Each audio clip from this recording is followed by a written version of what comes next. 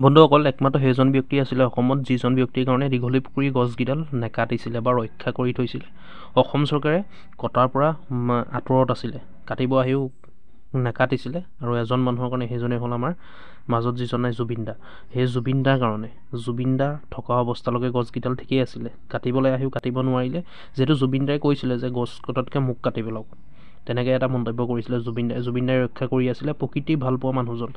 যেতিয়া আমাৰ মাজৰ পৰা গুচি গ'ল, তাৰপাছত চাওক দীঘলী পুখুৰী গছকেইডাল কাটি চেচ কৰিলে, থান বান কৰি দিলে। তাৰ ওপৰত মাত মাতিলে আমাৰ সকলোৱে মৰমৰ ৰবি শৰ্মা। ৰবি শৰ্মাই মাত মাতিলে। ৰবি শৰ্মাই মাত মতাৰ পাছতে বহুতে অবজেকশ্যন ধৰিলে ৰবি শৰ্মাক, কিয় মাত মাতিব লাগে, তেনেকুৱা ধৰণৰ প্ৰশ্ন বহুত উত্থাপন কৰিলে। তাৰপাছত কি ক'লে চাওক ৰবি শৰ্মাৰ মন্তব্য আপোনালোকক শুনাই আছোঁ। ভিডিঅ'টো শেষলৈকে চাই থাকিব বন্ধুসকল, তেতিয়াহে সকলোখিনি কথা গম পাব। আহকচোন আমি শুনো ৰবি শৰ্মাই কি ক'লে। নমস্কাৰ, মই ৰবি শৰ্মা। প্ৰথমতে মোক বিশ্বাস কৰা, মোক ভাল পোৱা মানুহখিনিক মই মোৰ কৃতজ্ঞতা আৰু ধন্যবাদ জ্ঞাপন কৰিছোঁ যে আপোনালোকে আপোনালোকৰ মোৰ প্ৰতি থকা বিশ্বাস ৰাখি আজিলৈকে আপোনালোকে মোক ছাপৰ্ট কৰি আহিছে। আজি এই ভিডিঅ'টো মই বনাবলগীয়া হ'ল বিশেষকৈ সেইখিনি মানুহৰ কাৰণে যিখিনি মানুহৰ মনত এটা ডাউট হৈছিলে যে মই যিটো কথা কৈছিলোঁ। প্ৰসংগটো আছিলে যে মই কৈছিলোঁ যে জুবিন গাৰ্গ ঢুকোৱাৰ পাছতেই দীঘলী পুখুৰী গছকেইডাল কাটি পেলালে। তাৰ বিভিন্ন ধৰণৰ প্ৰতিক্ৰিয়া হ'ল, মোক কোৱা হ'ল যে এয়া ভুল তথ্য আপোনালোকে দিছে, আপুনি ভুল কথা কৈছে, আপোনাক ভুল পথে পৰিচালিত কৰিছে কোনোবাই। গতিকে মোৰ কথা হৈছে যে মই তেতিয়াহ'লে চিন্তা কৰি চালোঁ যে মই কিহৰ ওপৰত ৰিলাই কৰি এই কথাখিনি কৈছিলোঁ। যে ইণ্ডিয়া টুডে এনিৰ যিকেইটা বাতৰি আমি দেখিলোঁ, সেইবিলাক বাতৰি আমি বিশ্বাসযোগ্য বুলিয়েই ভাবোঁ আজিৰ তাৰিখলৈকে। গতিকে সেইবিলাক নিউজ দেখি আমি এটা অনুমান কৰিব পাৰিছিলোঁ যে এনেকুৱা এটা ঘটনা ঘটিছে বুলি। আৰু দ্বিতীয় কথা হৈছে, যেতিয়া যিখিনি সজাগ নাগৰিকে তেওঁলোকে মিলি জুলি এই গছ কাটিবলৈ অহা মানুহখিনিক প্ৰতিবাদ কৰিছিলে, তেওঁলোকক ডিটেইন কৰা হৈছিলে, এৰেষ্ট নহয় একচুৱেলি ডিটেইন কৰা হৈছিলে। গতিকে সেইখিনি মানুহকো মই লগ ধৰিলোঁ, আটাইকে বিচাৰি মই লগ কৰি তেওঁলোকৰ লিখাবিলাক পঢ়িলোঁ, তেওঁলোকৰ ৰিপৰ্টছবিলাক পঢ়িলোঁ, তেওঁলোকৰ ডকুমেণ্টছবিলাক চালোঁ। চাই মই এটা কথা বুজি পালোঁ যে মই যিটো কথা কৈছিলোঁ সি একেবাৰে অশুদ্ধ নহয়। তাৰ পাছত মই মোৰ অনুসন্ধান আৰম্ভ কৰিলোঁ, আৰু অনুসন্ধান আৰম্ভ কৰাৰ কথাটো আচলতে মোৰ মনলৈ এইকাৰণে আহিলে কাৰণ এটা ভুল তথ্য আপোনালোকৰ আগত দাঙি ধৰাটো মোৰ বাবেও এটা বেয়া কথা হ'ব। গতিকে মই আকৌ এবাৰ ভালকৈ যেতিয়া চালি জাৰি চাবলৈ গ'লোঁ, তেতিয়া মই কি পালোঁ সেইখিনি কথা মই আপোনালোকৰ আগত ক'ম। তাৰ আগতে মই আপোনালোকক কেইটামান ক্ৰাইটেৰিয়াৰ কথা ক'ব বিচাৰিছোঁ। যে প্ৰথম কথা হৈছে যে আমি যেতিয়া দীঘলী পুখুৰী বুলি কওঁ, তেতিয়া দীঘলী পুখুৰী বুলি ক'লে আচলতে দীঘলী পুখুৰীটোৰ পাৰটোৰ কথা আমি নকওঁ। কাৰণ গুৱাহাটীত দুটা আমবাৰী আছে, এটা হৈছে পাটাছিল আমবাৰী, এটা হৈছে দীঘলী পুখুৰী আমবাৰী। আৰু মোৰ সৌভাগ্যবশতঃ মই আকৌ দীঘলী পুখুৰী অঞ্চলতেই মোৰ স্কুল আছিলে, ফেকাল্টি হাই স্কুল, য'ত মই পঢ়া শুনা কৰিছিলোঁ, একজেক্টলি ৰবীন্দ্ৰ ভৱনৰ সন্মুখত। এতিয়া সেই স্কুলখন উত্তৰ গুৱাহাটীলৈ গুচি গ'ল, কিন্তু তেতিয়া গতিকে মই মোৰ সৰুকালৰ মেক্সিমাম সময় সেই অঞ্চলটোতেই কটাইছোঁ। গতিকে প্ৰতিডাল গছ, প্ৰতিজোপা মই চিনি পাওঁ, জানো, তাৰ পৰিৱেশটোৰ কথা মই জানো। আৰু সেই পৰিৱেশটো সেইখিনি সময়ত পাইছিলোঁ যে 82, 83, 84 সময়ত যিটো পৰিৱেশ, সেই পৰিৱেশটো তাত মই জানো। গতিকে মই বিশেষভাৱে এফেক্টেড হওঁ এইবিলাক কথা দেখিলে। আৰু জুবিন গাৰ্গৰ ক্ষেত্ৰত যেতিয়া আমি আজিৰ তাৰিখত যেতিয়া আমি আৱেগিক হৈ আছোঁ, জুবিনক হেৰুৱাই আমি আমাৰ হিয়াৰ আমঠুটো আমি হেৰুৱাই অসমবাসী ৰাইজে কি ধৰণে কক বগাই আছে আপোনালোকে জানে।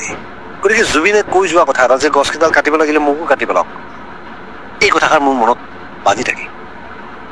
গতিকে জুবিনৰ যি আশা, যিটো ইচ্ছা আছিলে অন্তৰ, যে এই পৰিৱেশটো নষ্ট নহয়, আমাৰ পৰিৱেশটো লৈহে আমি কিন্তু সাংঘাতিক কনচিয়াছ। গতিকে মোৰ কোৱা কথা হৈছিলে যে মই দীঘলী পুখুৰী অঞ্চলৰ গছ তেওঁলোকে স্থানান্তৰ কৰিছে, তেওঁলোকে কাটিছে। আচলতেতো মোৰ কথা হৈছে যে দুইটাই আমাৰ কাৰণে একেই কথাই, কাৰণ সেই অঞ্চলটো এফেক্টেড হ'ব। সেই অঞ্চলটোত চৰাই চিৰিকটি আছে, সেই অঞ্চলটোত জীৱ জন্তু আছে যিয়ে গছকেইডালৰ ওপৰত ডিপেণ্ডেণ্ট হৈ চলি থাকে। গতিকে গছ স্থানান্তৰ কৰাটোতো মই আচলতে আগ্ৰহী নহয়। আজি বহুতে মোক সমালোচনা কৰিছে যে উন্নয়নৰ ক্ষেত্ৰত আপুনি উন্নয়ন নিবিচাৰে নেকি? মই কৈছোঁ উন্নয়ন লাগে, কিন্তু প্ৰাকৃতিক যি পৰিৱেশ তাৰ বিনিময়ত নহয়। বা প্ৰকৃতিৰ লগত আমি যি একেলগে মিলি চলিবৰ কাৰণে আমাৰ যে গামোচাখন যে প্ৰতীক, এইফালে পুৰুষ আৰু এইফালে প্ৰকৃতিৰ লগত যদি আমি কোঅপাৰেশ্যন কোঅৰ্ডিনেশ্যনত নচলোঁ যে নহ'ব। আপোনালোকে উপলব্ধি কৰিছেনে এতিয়া নৱেম্বৰ মাহ, এই নৱেম্বৰ মাহলৈকে আমি টি চাৰ্ট পিন্ধি ঘূৰি ফুৰিছিলোঁ, আগতে আমি নৱেম্বৰ মাহত কিন্তু টি চাৰ্ট পিন্ধি ঘূৰি ফুৰিব নোৱাৰোঁ। গতিকে এইবিলাক কথাই মোক এফেক্ট কৰিছিলে কাৰণে মই সেই কথাষাৰ কৈছিলোঁ। মোৰ কোনো ধৰণৰ ৰাজনৈতিক চিন্তাধাৰা নাই, আৰু ৰাজনৈতিক চিন্তাধাৰা নাই বুলি আপোনালোকে ভালকৈ জানে। মই বহু বছৰ আগৰ পৰা এষাৰ কথা আপোনালোকক কৈয়ে আহিছোঁ, আৰু আগলৈও কেতিয়াও ৰাজনীতি নকৰোঁ বুলি সেইটোও আপোনালোকৰ আগত মই স্পষ্ট কৈ থৈছোঁ, কথা দি থৈছোঁ।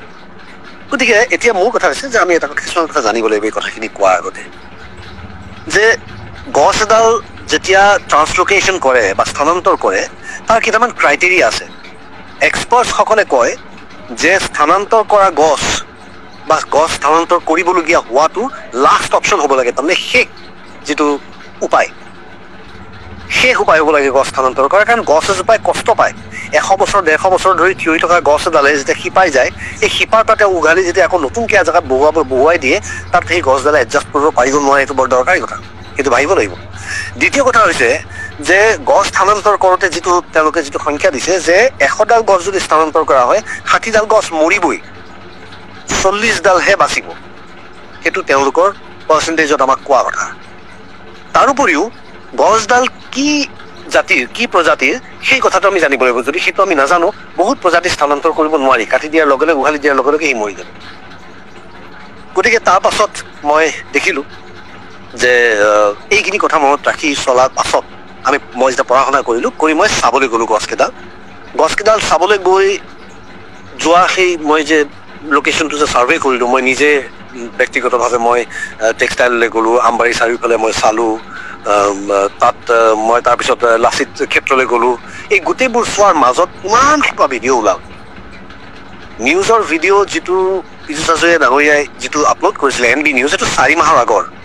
মোৰ কথাটো আছিল যে জুবিন গাৰ্গ ঢুকোৱাৰ পাছত গছ কটা হৈছিল বুলি বা গছ আঁতৰোৱা হৈছিল বুলি। তেওঁলোকে মোক কৈছে যে গছ কটা নাই, আমি আঁতৰাইছোঁ। ঠিক আছে, মই মানি লৈছোঁ। মই ঘূৰি আছোঁ যেতিয়া বস্তু বিচাৰি, মেটেৰিয়েল বিচাৰি, যে মই তাতে জেগাত গৈ পেলাই চাওঁগৈ আচলতে সঁচাকৈ তেওঁলোকে যিটো কথা কৈছে সেইটো হয় নে নহয়। তাৰপাছত মই দেখিলোঁ যে ভিডিঅ'জ আহিলে, মোৰলৈ ভিডিঅ'জ অহা আৰম্ভ হ'ল। বিভিন্ন স্থানীয় লোক, বিভিন্ন মানুহ য'ৰ ত'ৰ পৰা আহিছে। মোক ভাল পোৱা মানুহে চবেই ভিডিঅ' পঠিওৱা হ'ল। মই ভিডিঅ'ত গছ কটা ভিডিঅ' পালোঁ। তেতিয়া মোৰ কিউৰিয়চিটিটো আৰু বাঢ়ি গ'ল। যেতিয়া মই নিউজ পাই থাকিলোঁ, বিভিন্ন নিউজ চেনেলে নিউজ কৰিলে, বিভিন্ন মানুহে গৈ গৈ বাইক ৰখাই ৰখাই নিউজ কৰিছে, এয়া চাওক গছবোৰ চব ভালে আছে। এতিয়া মই যদি আপোনালোকক কওঁ যে এয়া চাওক গছবোৰ চব ভালে আছে, এইকেইডাল গছ হয় নে নহয়, এইটো বৰ দৰকাৰী কথা নহয় জানো? গতিকে এইকেইডাল গছ হয় নহয় চাব লাগিব।